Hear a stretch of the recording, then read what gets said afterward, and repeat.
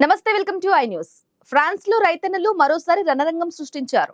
European union చేసుకోబోతున్న Mercosur వాణిజ్య ఒప్పందం తమ పాలిట మరణ శాసనం అంటూ వేలాదిగా రోడ్లపైకి వచ్చారు. మా డిమాండ్లు తీర్చకపోతే రాజధాని ప్యారిస్ నగరాన్ని స్తంభింపచేస్తాం అని వారు హెచ్చరిస్తున్నారు. అసలు ఫ్రాన్స్ రైతులు ఎందుకు ఇంతలా రగిలిపోతున్నారు? ఇప్పుడు మన బిగ్ రిపోర్ట్ లో సవివరంగా చూద్దాం.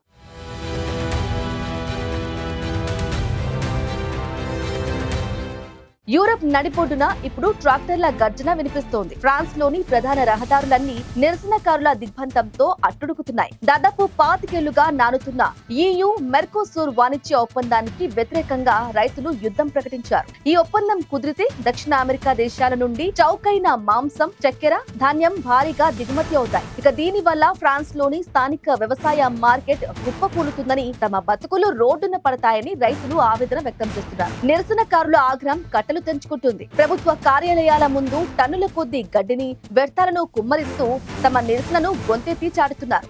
విదేశీ ఉత్పత్తుల కోసం స్వదేశీ రైతును బలి చేస్తారా అంటూ ప్రెసిడెంట్ మాక్రాన్ ప్రభుత్వాన్ని నిలదీస్తున్నారు. కేవలం రోడ్లు దిగ్బంధించడమే కాకుండా పట్టణాల్లోని సూపర్ మార్కెట్లను కూడా లక్ష్యంగా చేసుకుని నిరసనలు తెలుపుతున్నారు. ఇక ఇప్పటికే పశువుల వ్యాధి, అకాల వర్షాల వల్ల తీవ్ర నష్టాల్లో ఉన్న రైతాంగానికి ఈ వాణిజ్య ఒప్పందం ఒక కోలుకోలేని దెబ్బ అని విశ్లేషకులు భావిస్తున్నారు. ఫ్రాన్స్ లోని సగానికి పైగా వ్యవసాయ క్షేత్రాలు దివాలా తీసే స్థితిలో ఉన్నాయని గణాంకాలు చెబుతున్నాయి. ఒకవైపు కఠినమైన పర్యావరణ నిబంధనలు విధిస్తూ, మరోవైపు ఎటువంటి నిబంధనలు లేని విదేశీ ఉత్పత్తులను దేశంలోకి అనుమతించడం ఎంతవరకు సమంజసం అని రైతులు ప్రశ్నిస్తున్నారు. రైతు సంఘాల హెచ్చరికలు ఇప్పుడు మాక్రాన్ ప్రభుత్వాన్ని కంటి మీద కునుకు లేకుండా చేస్తున్నాయి. క్రిస్మస్ విరామం అయిపోయింది, ఇకపై మా పోరాటం ప్యారిస్ వీధుల్లోనే ఉంటుంది అంటూ వారు భీకర ప్రతిజ్ఞ చేశారు. ప్యారిస్ నగరానికి నిత్యావసరాలు అందకుండా అన్ని మార్గాలను బ్లాక్ చేస్తామని, ప్రభుత్వం దిగి వచ్చే వరకు వెనక్కి తగ్గేది లేదని స్పష్టం చేస్తున్నారు. మరి దేశానికి వెన్నెముకగా ఉన్న రైతన్నల గర్జన ముందు